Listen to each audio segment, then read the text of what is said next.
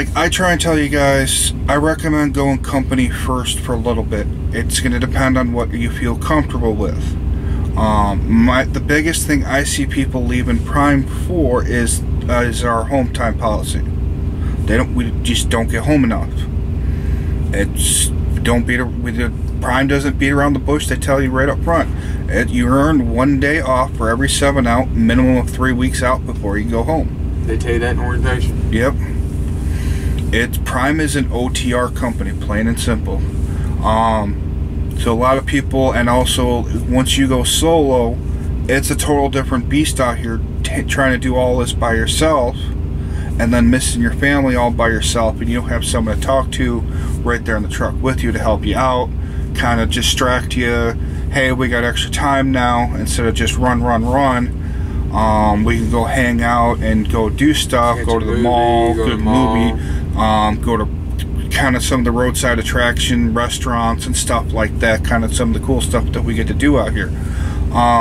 So going from out of training to solo is a big adjustment. I say at least make it through 2 home times before you go lease, because you're going to find out real quick on how your family life is, if you got family back home, on how they're going to be reacting to you with being gone. And then you're going to understand, like, hey, when I go home, I'm not making any money. Now, when you go home as a lease driver, you're losing money. That truck payment is coming out no matter what you do, unless you have a lease forgiven. And you don't get that until 2 years. So, I know coming out of training, you went reefer. Yep. What did you like about reefer? No,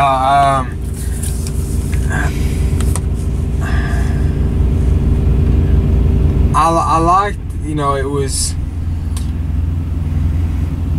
I liked that it was basically, you know, I like to run hard, that's my thing. So I liked the fact that, you know, it was like a test every time I got a load. You know, you got a load, like, okay, this load has to be here at this time. And no ands, if, buts about it. Okay. It was some of a challenge where, you know, you go for a week driving days. Yeah. And all of a sudden, boom, now you got to drive nights. So you have to sleep when this whole week you've been up at those hours. Now you have to sleep. So that was kind of kept my mind going.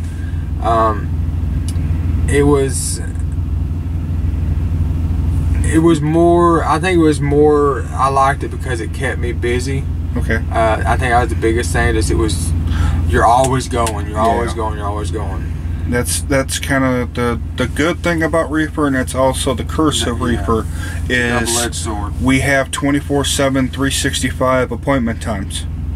So if you're not the type of person who can handle switching shifts, and you have to have a more of a set sleep schedule, I would recommend going over to Flatbed. We'll get to that in a second on how your sleep goes for Flatbed. But what was your downfall? Were you making enough money with reefer?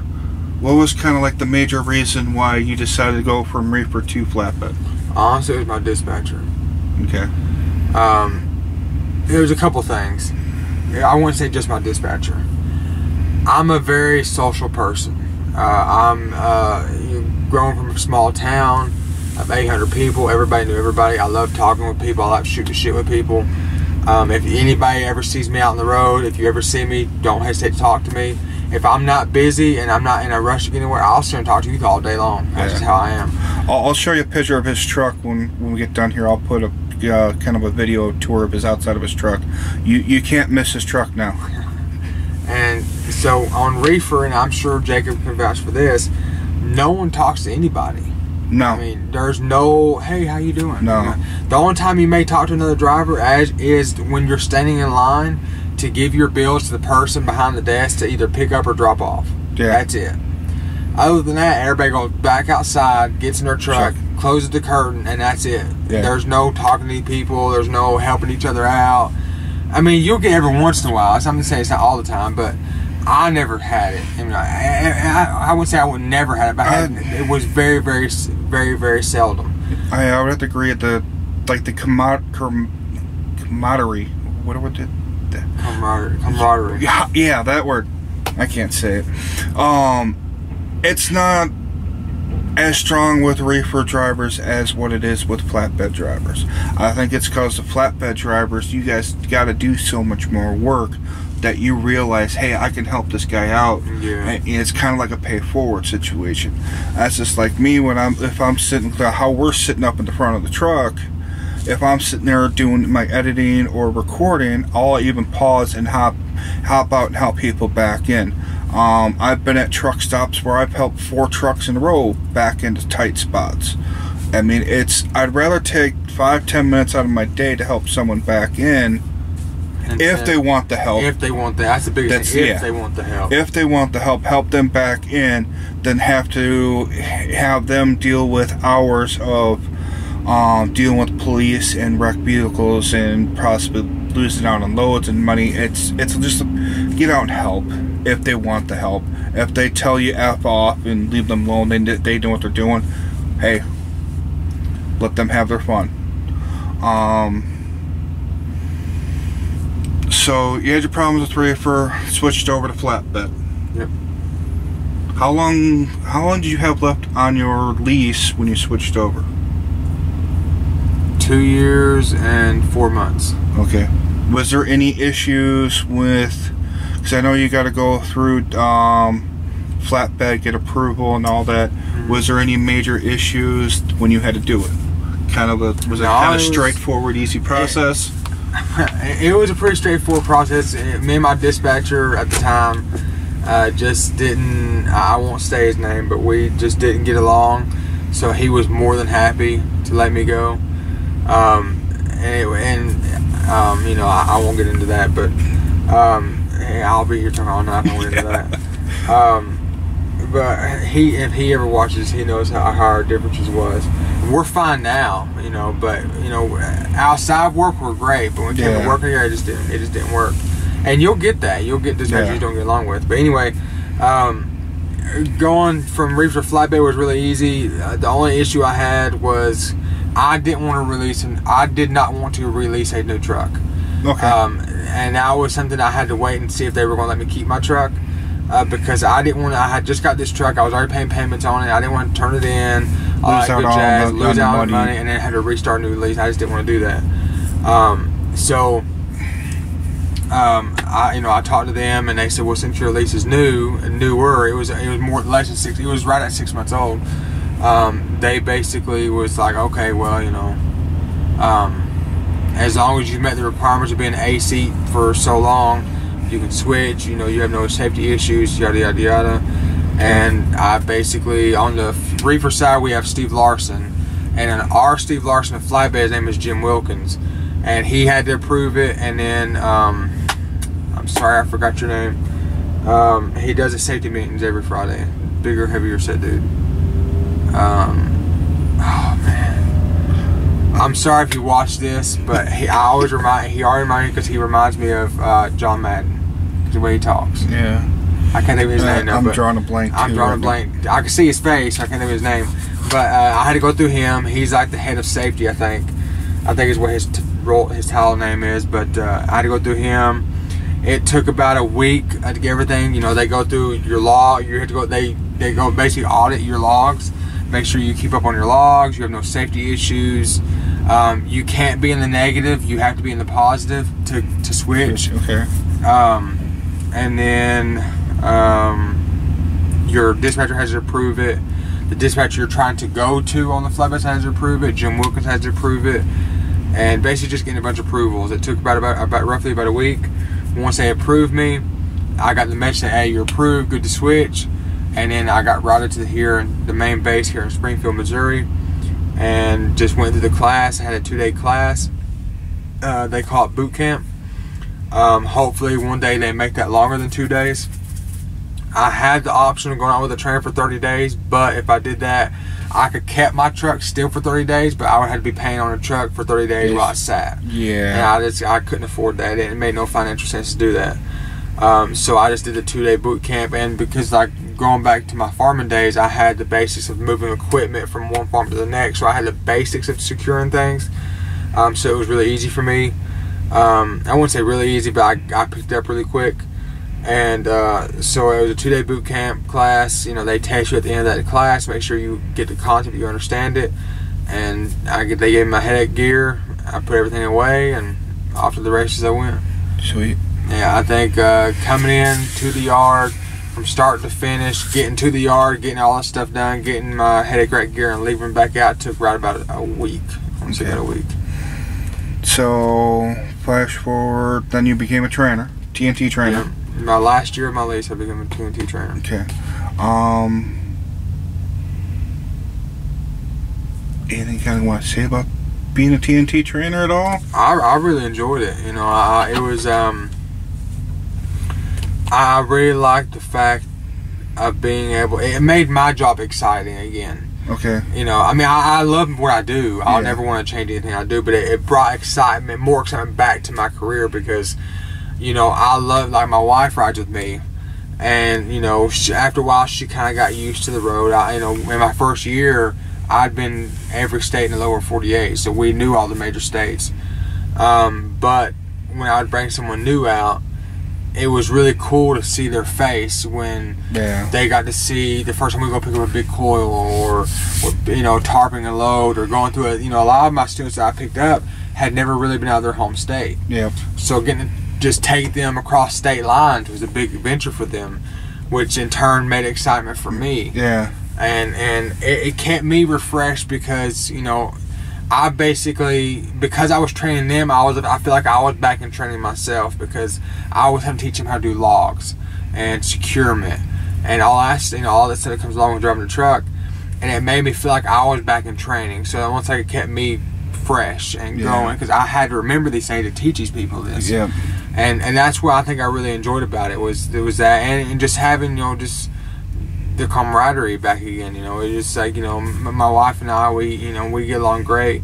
She loves riding the truck, but, you know, just being able to tell stories to your, you know, as he's sitting before he hits the bed or whatever, tell him stories about things I've seen, like, oh, I remember coming through here, you know, a couple years ago, and I saw this and I saw that, you know, and just having that and all that good jazz, it was really fun, so I really, really enjoyed it. And do I ever see myself training again? Possibly. Do I want to train again? Not really. Not because I don't like it. Just I'm lease purchase. You know, I'm buying the truck. Yeah. But, you know, I won't put it out the back of my mind, you know, that I won't do it. But it was really fun. I feel that if you've been driving for a couple of years and you've been driving for a while and you're really good at what you do and you have no safety issues and all your on-time deliveries, I think you should give training a shot. I think, you know, if you're willing to do that much for yourself, to be that good of a driver, to be on time, be safe, and you know your stuff, you should teach more people to be like that because there's not that many out here on the road anymore. Yeah. And that's something I feel like everybody should do. And so yeah, I mean, it was great. I mean, besides losing some sleep here and there, it was a great opportunity and a great thing that I don't take it back for anything. I'd do it again in a heartbeat. Okay. And so yeah.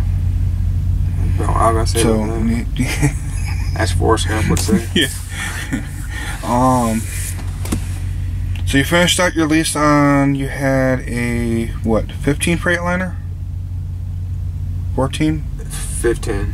15 Freightliner. Finished out your lease, and I'll put a link to where he talk about your lease completion. Mm-hmm. You've got a YouTube channel. Forgot to mention that. What's your? Flatbed Stephen. Flatbed Stephen. I'll put up. There should be a little thing pop up that'll say link right to his channel. About that, and you can see what it was kind of like. My lease is due up in May 15th. I'll record all that and kind of show you guys what it's like to turn your truck in at end of lease and kind of the process of all of it. Now your ACE lease. Explain to what is an ACE lease?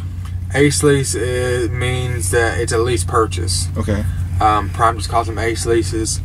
So basically now at the end of my contract, I'll give them $100. That's basically the money to send off for the title, and the truck is mine. Truck is yours. Yeah.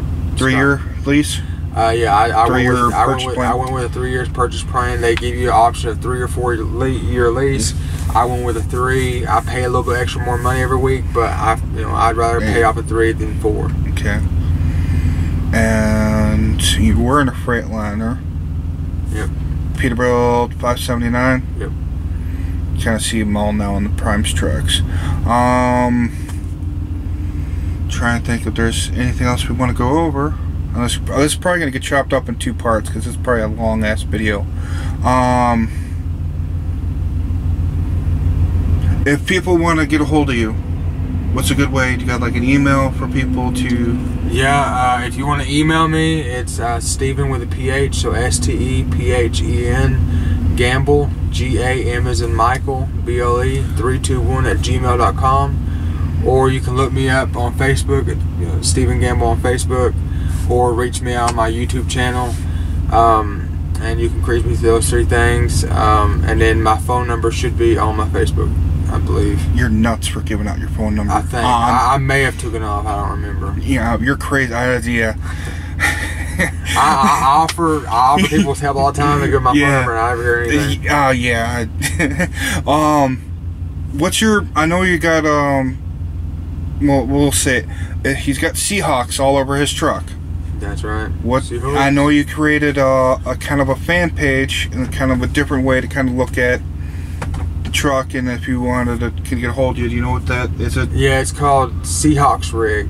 Is what it's called on Facebook. It's just a page you like. Okay. And you follow, and we'll basically and the main reason I don't want people to think that we're full of ourselves or anything else. We basically created the page because I'm part of a lot of Seahawk pages, and when I put the pictures up of the trucks, a lot of people reached out to me and were like, "Hey, do you ever travel through here or there? I'd like to take pictures with my kids if you ever come through here."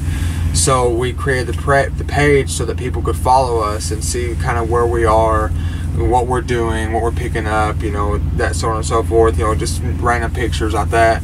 Just so if we ever come through your town and you are a Seahawk fan, or even if you're not, and you just want a picture with it, and you want to take your kids with picture with your kids with the truck, we're more than welcome to do that with you for your kids. And so that's why we created it. So we can reach out to us. Seahawks Rig is what it's called. It's mainly linked to my wife's page, but she's also basically made me an admin of it, so I can see also on there. So yeah, that's another way you can reach out to us. So basically, Facebook, email, YouTube, and then the Seahawks Rig page on Facebook also. Okay.